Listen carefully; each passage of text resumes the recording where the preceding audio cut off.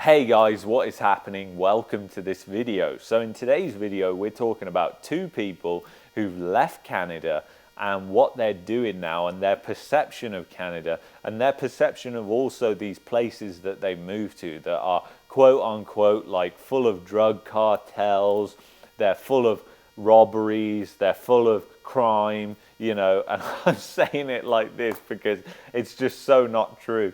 So anyway, guys, without further ado, let's go.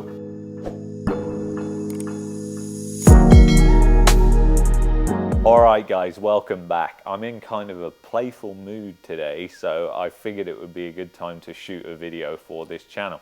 So the Christmas tree is normally here. It's not here this year, as you can tell, and it's December 11th. I don't know when you'll be watching this video, but we're actually leaving Canada for a couple of weeks. We're not leaving permanently, unfortunately. So we're leaving for a couple of weeks. It's going to be great to get away, just kind of recharge outside Canada. I haven't been outside this country now since 2019, and I'm starting to get a little bit stir crazy and kind of sick of the BS here. So it's going to be nice. I'll be doing some videos for the channel down there. So anyway, guys, let's dig into Jose's story first. So he moved here in 2019, basically moved here, and he has a business in Mexico, and he decided, you know what, I'm going to move to Calgary because he had looked at different places in Canada and he was toying with the idea of Toronto or Vancouver.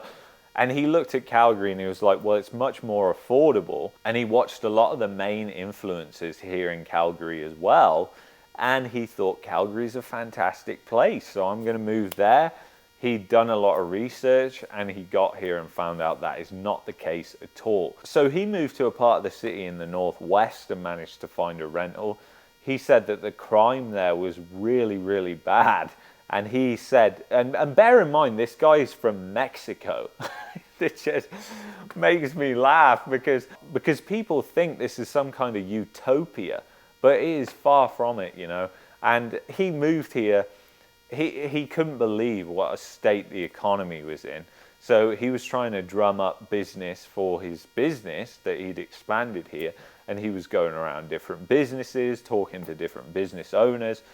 And he found out pretty quickly that most businesses were, in fact, downsizing, cutting staff, laying off people, and it wasn't that great. They didn't have the money.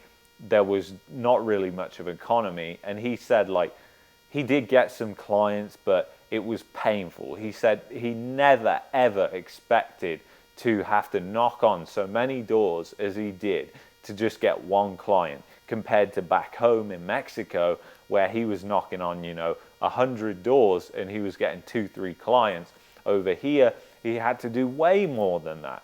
So the thing is, his perception was really like, what is going on with the economy? And then obviously the cerveza sickness came along. The cerveza sickness hit, the mandates, the restrictions came in, whatever. And he said, you know what, we'll see it through and see what it's like. So anyway, after about 6 months, he was back out there and he said the economy is even worse. He said he hasn't got a single customer since then. So he went back out, customer to customer to customer, and he only left last month. Until October, he was still going customer to customer, and he said he hadn't had a single customer.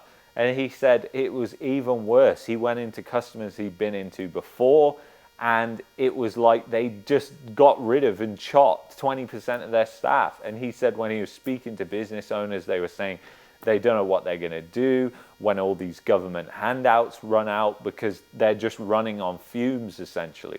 And that if that doesn't alarm you, I don't know what will. But the thing is, we just have to be real here. There's a lot of sunshine and lollipops channels that you can go to from Calgary content creators if you want to be misled. And you can do that. And I think Calgarians even have a pill. It's a special pill some people have in Calgary that you can take, and then you just become a Calgary patriot and you ignore all the problems that are happening right now in this city. And the funny thing is, guys, this is a liberal city. It's a liberal mayor. It's been like that way for a long time now. And the city is just falling apart. So what does that tell you? A lot of people are drifting more and more towards the left, but the left just seems to be getting worse and worse, all the problems. I mean, the city of Calgary just declared a climate emergency, which is kind of funny, guys, because I see a helicopter every single day that is flying around in circles around the whole city. You can see it on the flight radar, burning up fossil fuels, and they're saying there's a climate emergency. Yeah, really? I don't think so. So it's kind of funny about that. And that's a police helicopter, by the way. It's a police helicopter that's always flying around. And I'm pretty sure they just had a new one last year. You know, fair enough if you got a helicopter to go chase people down, murderers or whatever.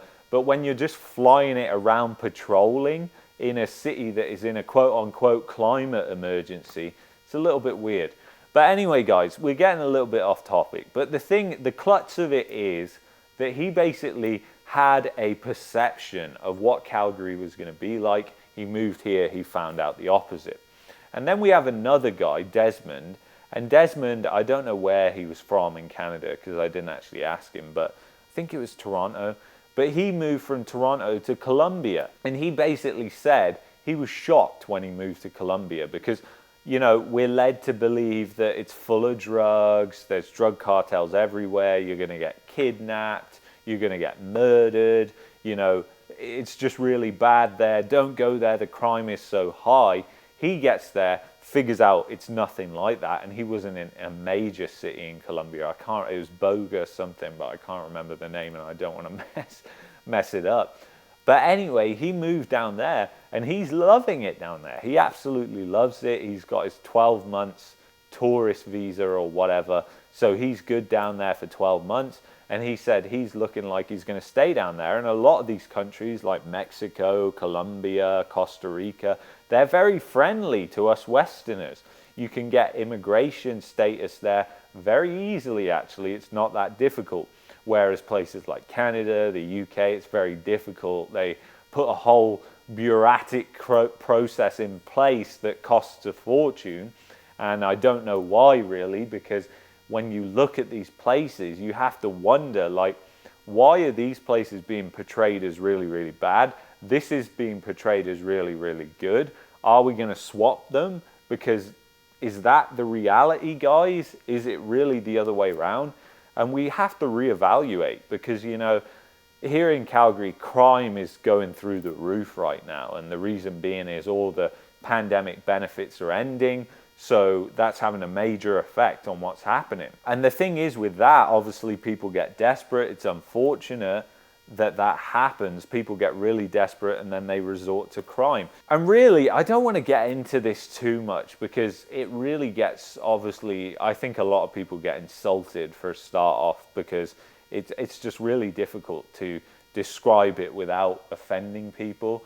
But the fact of the matter is there's a ton of greed, and it's really the greed that is causing this poverty as well, and these people to go out and rob people and get so desperate, because that is what skews everything, makes it into this super expensive place that people can't afford to live in. And the fact is, guys, it's not all rosy. Just call a food bank here in Calgary and tell them how many people come to the food bank compared to before the pandemic. And you're going to find out that it's a heck of a lot of people, guys. I'm not sat here telling you lies. I don't care if you move here or not. In fact, I prefer it if you move here and then find it out for yourself, because you should never just look at another person's perspective or another video and say, yeah, you know what, it's not that bad. You have to do your own research. You have to put your own shoes on the ground here and find out for yourself.